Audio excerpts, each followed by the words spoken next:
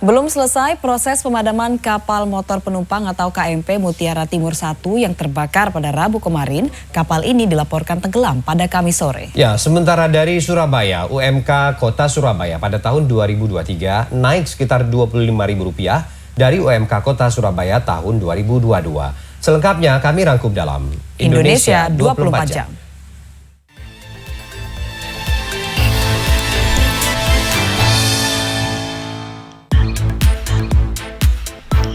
Belum selesai proses pemadaman kapal motor penumpang Mutiara Timur 1 yang terbakar pada Rabu di perairan utara Karangasem, Bali. Kapal ini dilaporkan tenggelam pada Kamis sore. KMP Mutiara 1 ini dilaporkan sudah dalam kondisi miring dan mulai terseret arus sejauh 4 mil dari titik semula. Sebelumnya, ratusan penumpang dan puluhan anak buah kapal berhasil dievakuasi. Dikutip dari detik.com, namun sebenarnya masih ada 3 orang yang belum ditemukan. Pencarian pun masih terus dilakukan oleh otoritas terkait.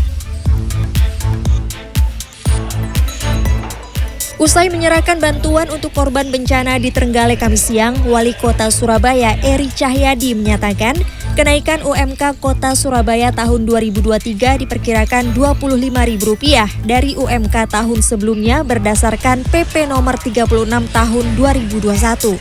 Seperti diketahui, saat ini UMK tahun 2022 Kota Surabaya sebesar Rp4.375.479.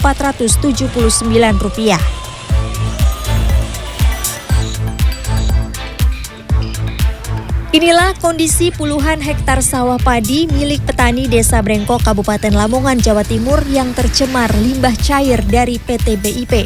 Tanaman yang sebelumnya hijau dan subur berubah mati hingga kering kecoklatan. Limbah tersebut diduga keluar dari pipa pabrik yang disalurkan ke irigasi pertanian yang tidak jauh dari sawah milik petani. Kejadian yang sudah berlangsung selama 5 hari tersebut membuat tanaman padi di sawah setempat mengalami gagal panen.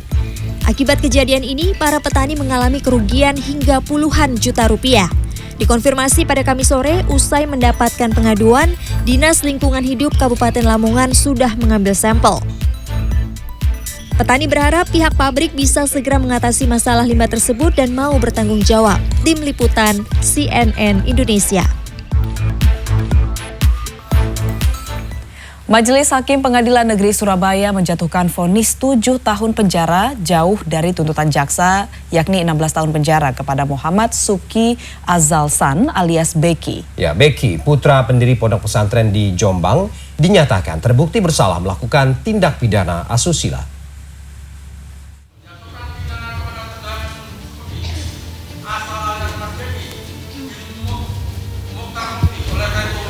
Dengan pidana penjara selama 7 tahun.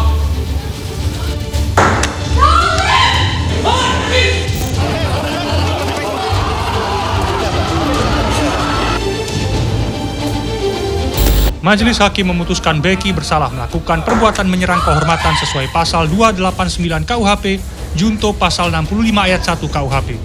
Vonis ini jauh dari tuntutan jaksa yakni 16 tahun penjara. Usai vonis dibacakan dan sidang ditutup, salah seorang penasihat hukum dan keluarga Beki meneriaki majelis hakim. Mereka menuding hakim bertindak zalim. Banding, tidak ada kasus pemerkosaan dan cinta-cintaan ya. Vonis ini belum final. Baik jaksa penuntut umum maupun penasihat hukum bisa mengajukan banding. Kuasa hukum Beki menilai hakim tidak mempertimbangkan saksi fakta yang mereka ajukan. Mereka juga mengatakan, mereka menuding kasus ini lucu karena pasal antara laporan, tuntutan, dan vonis yang diberikan berbeda. Sedangkan jaksa memilih tidak memberikan pernyataan. Kasus ini cukup lucu, dilaporkan di pasal 294, dituntut dengan pasal 285, dan dihukum dengan pasal 289. Oke? Dinyatakan terbuka untuk umum. Sidang vonis kali ini digelar terbuka. Dari sejumlah keterangan pokok saksi yang dibacakan hakim, jelas terlihat adanya relasi kuasa antara terdakwa Beki dengan korban. Beki adalah anak pendiri pondok pesantren Sidikia Jombang, Kiai Haji Mukhtar Mukti. Beki sekaligus wakil rektor di lembaga pendidikan di lingkungan pondok. Salah satu hal yang juga meyakinkan hakim adalah adanya rekaman yang memperdengarkan pengakuan Becky sebagai mursyid atau pemimpin spiritual yang memiliki kewenangan menikahkan dirinya sendiri dengan perempuan yang dipilih. Pengakuan sebagai mursyid inilah yang membuat korban takut dan menuruti apa yang diperintahkan Becky. Hakim menilai hal yang memberatkan bagi Becky adalah dia tidak mengakui perbuatannya dan sebagai tokoh masyarakat. Sedangkan yang meringankan adalah Becky dinilai kooperatif selama persidangan, masih muda, dan menjadi kepala rumah tangga bagi anak-anak yang masih kecil. Sebelum vonis dijatuhkan, kasus ini berjalan berlarut-larut. 3 kali pergantian kepemimpinan Kapolda Jawa Timur, polisi selalu gagal menangkap Becky karena terus dilindungi pendukungnya.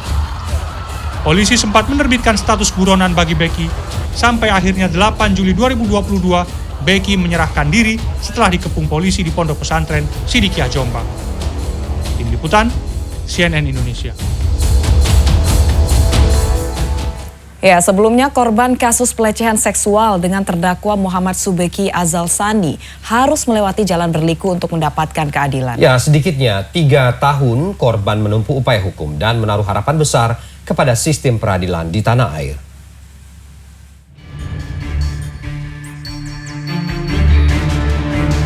Genap 3 tahun, pasca surat pemberitahuan dimulainya penyidikan yang dikeluarkan Polres Jombang pada 12 November 2019 lalu.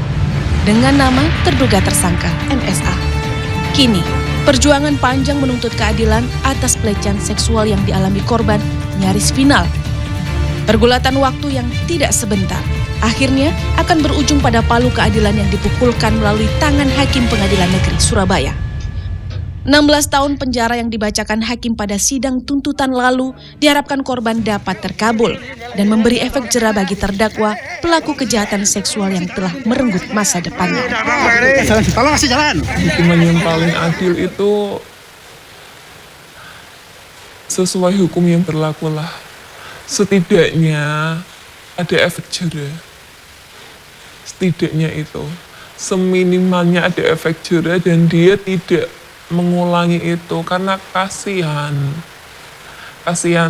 kalau misalkan hal ini terjadi, karena memang rasanya kalau ini terjadi kepada kami itu kita kayak nggak ada harga dirinya, kita seperti kotor, kita seperti itu, rasa-rasa seperti itu menghantui terus, bahkan menjadi wanita tertutup, menjadi wanita yang minder. Saya sampai saat ini masih termasuk tertutup, orangnya nggak bisa terbuka, nggak percaya diri, efeknya itu ada.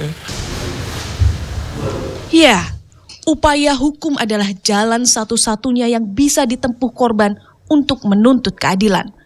Selain mempercayakan pada kuasa ilahi, korban meyakini hakim memiliki keadilan yang berpihak pada korban.